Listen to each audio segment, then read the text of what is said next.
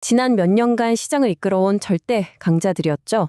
이른바 매그니피센트 세븐이라고 불리는 빅테크 기업들이 최근 들어 이상하게 힘을 못 쓰고 있습니다. 시장 전체가 좀 불안해하고 있는데요. 도대체 무슨 일이 벌어지고 있는 걸까요? 오늘 그 진짜 이유를 속 시원하게 파헤쳐 보겠습니다. 자, 오늘 우리가 함께 따라갈 이야기의 순서입니다. 먼저 지금 어떤 상황인지부터 보고 도대체 원인이 뭔지, 그리고 이 거대한 변화가 우리한테 어떤 의미가 있는지 차근차근 짚어보도록 하죠. 네, 첫 번째 이야기입니다. 불과 얼마 전까지만 해도 빅테크 주식은 믿고 사는 주식, 실패하지 않는 투자처럼 여겨졌잖아요.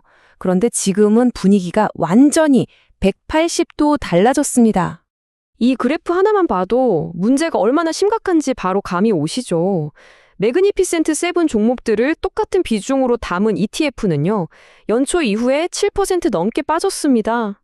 반면에 시장 전체를 나타내는 S&P 500은 올랐단 말이죠. 격차가 엄청나게 벌어지고 있는 겁니다. 이걸 개별 종목으로 뜯어보면요, 상황은 더 심각합니다. 마이크로소프트는 무려 17%나 하락했고요. 대부분의 빅테크 기업들이 시장 평균 수익률을 한참 밑돌고 있어요. 이건 한두 기업의 문제가 아니라 테크 거인들 전체에 퍼진 현상이라는 거죠. 그럼 이제 가장 중요한 질문을 던져봐야겠죠. 도대체 왜 이런 일이 벌어지고 있는 걸까요? 근데요, 그 범인은 아마 여러분이 생각하는 것과는 전혀 다른 곳에 있을 겁니다. 아마 대부분은 이렇게 생각하실 거예요. 아니, 주가가 저렇게 떨어졌으면 뻔하지 실적이 엉망이었나 보네. 가장 상식적인 추론이죠. 그런데 정말 그럴까요? 놀랍게도 정반대였습니다. 이 빅테크 기업들 시장의 까다로운 예상치를 가뿐히 뛰어넘는 그야말로 어닝 서프라이즈를 기록했습니다. 숫자로 보면 아무 문제가 없었어요. 오히려 더 좋아졌죠. 자, 그럼 진짜 범인은 누구일까요? 바로 이겁니다. 캐펙스 불안감. 캐펙스, 즉 자본 지출이라는 건데요. 쉽게 말해서 월스트리트가 이 빅테크 기업들이 AI에 쏟아붓는 돈의 규모를 보고 겁을 먹기 시작한 겁니다. 저렇게 돈을 다 써버리면 남는 게 있긴 한 거야? 하고 걱정하는 거죠. 네, 이제 문제의 핵심으로 한번 들어가 보죠. 이 기업들이 지금 하고 있는 건 단순한 투자가 아닙니다.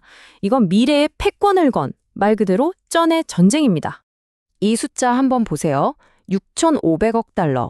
우리나라 돈으로 거의 900조 원에 가까운 돈입니다. 이게 단 6개의 빅테크 기업이 2020년 한 해에만 투자할 걸로 예상되는 금액이에요. 정말 입이 떡 벌어지는 규모죠. 이 숫자가 얼마나 큰지 아직 감이 잘 안 오실 수도 있어요. 쉽게 비유해 드릴게요. 이 돈은요, 대한민국 정부의 1년치 전체 예산과 맞먹는 수준입니다.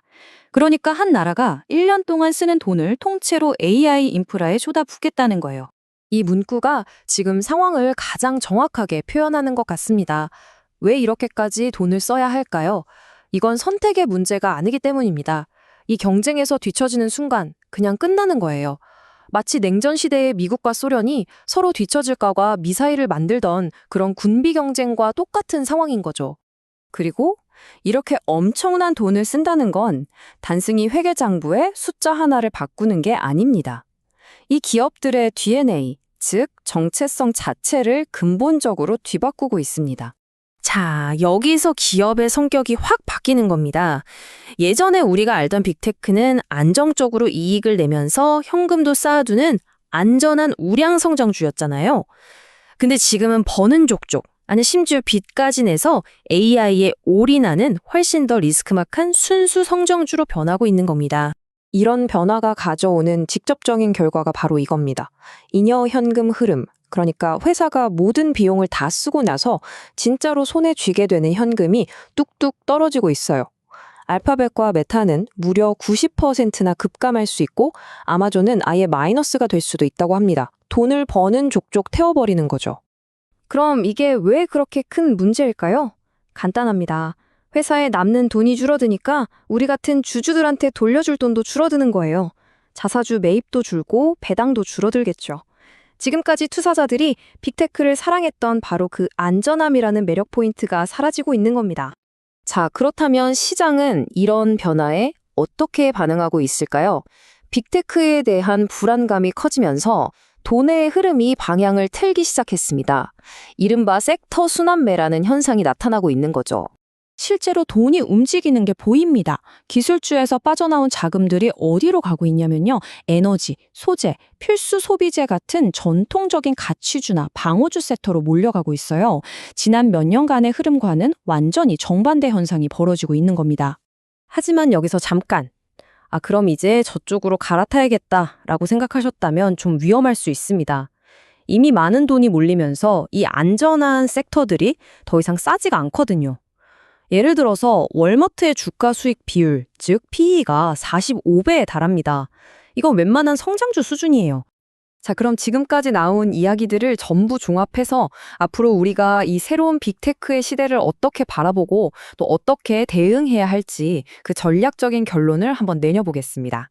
오늘 이야기에서 다른 건 다 잊으셔도 이 세 가지만은 꼭 기억하셨으면 좋겠습니다.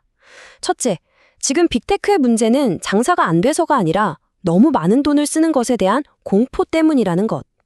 둘째, 이 엄청난 투자는 선택이 아니라 생존을 위한 필수적인 군비 경쟁이라는 것.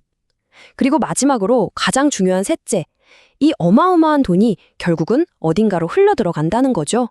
그 명확한 수혜자가 바로 반도체 산업이라는 겁니다. 마지막으로 이 질문을 여러분께 던지면서 마무리하겠습니다. 지금 AI라는 거대한 금광이 발견된 골드러시 시대입니다. 여러분은 온갖 리스크를 짊어지고 직접 금을 캐려는 저 거대한 광부들, 즉 빅테크 기업에 베팅하시겠습니까? 아니면 그 광부들이 금을 캐기 위해 반드시 사야만 하는 삽, 즉 반도체를 파는 사람에게 베팅하시겠습니까? 아마 이 질문에 대한 여러분의 답이 앞으로의 투자 방향을 결정하는 가장 중요한 열쇠가 될 겁니다.